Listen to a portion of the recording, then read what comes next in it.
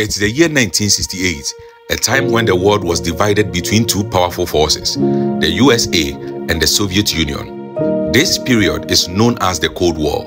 Both sides were always watching each other, ready to act if things got too tense.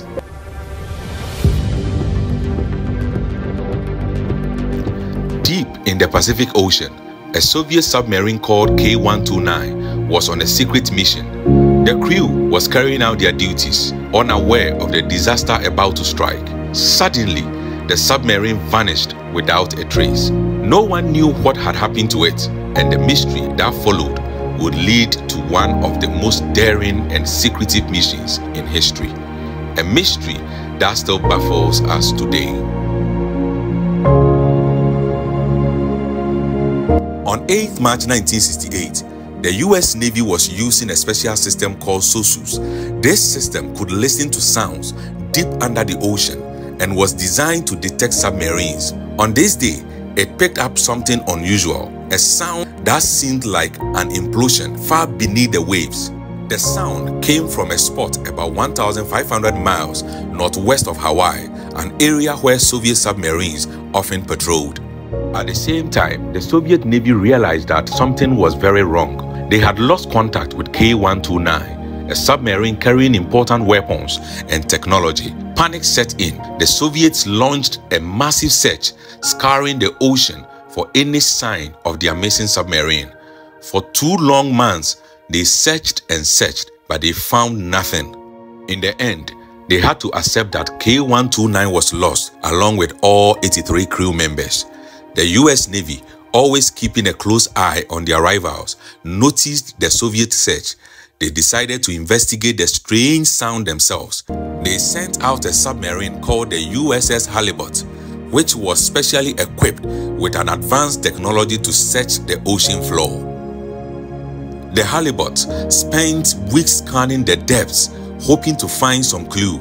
Finally, after much effort, they found what they were looking for: the wreck of K-129 lying 5,000 meters deep on the ocean floor. The US government quickly realized how important this discovery was.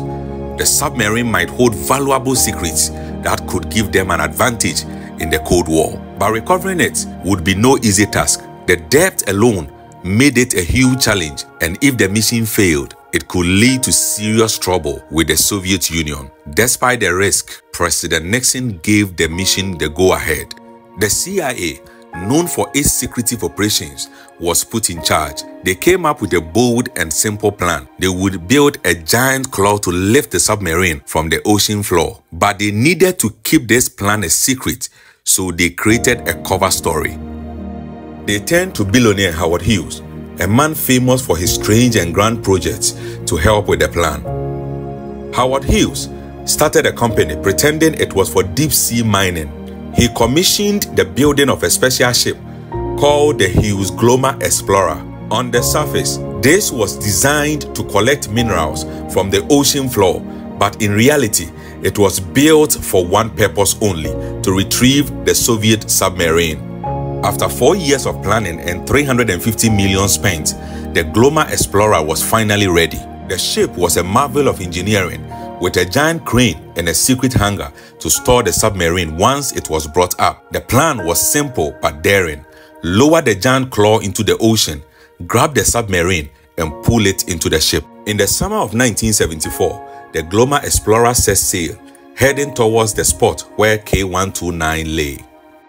The crew knew the mission was dangerous. If the Soviets discovered what they were really doing, it could lead to a serious conflict. As the ship neared the wreck site, a Soviet surveillance ship called Chasma started following them. The tension on board the Glomar Explorer was high. The crew watched nervously as a Soviet helicopter flew overhead, circling their ship. Glomar Explorer and Chasma opened communication over radio. We are on our way home and heard your foghorn. What are you doing here? We are conducting ocean mining tests. Deep ocean mining tests. What kind of vessel are you? A deep ocean mining vessel. How much time will you be here? We expect to finish testing in 2 to 3 weeks. I wish you all the best. The giant claw was slowly lowered into the ocean, reaching down to the wreck of K-129. It was a delicate operation, and the crew worked carefully to avoid any mistake. After days of efforts, the claw finally grabbed hold of the submarine. The crew began to lift it, but then disaster struck. The claw partially broke, and half of the submarine slipped back into the deep ocean. The mission was only partly successful. After years of planning and millions of dollars spent, they had recovered only a portion of the submarine. But the CIA wasn't ready to give up just yet. They began planning a second mission to recover the rest of K-129. However, before they could move forward, the secret operation was exposed. Someone leaked the story to the Los Angeles Times, which revealed the true purpose of the Glomar Explorer.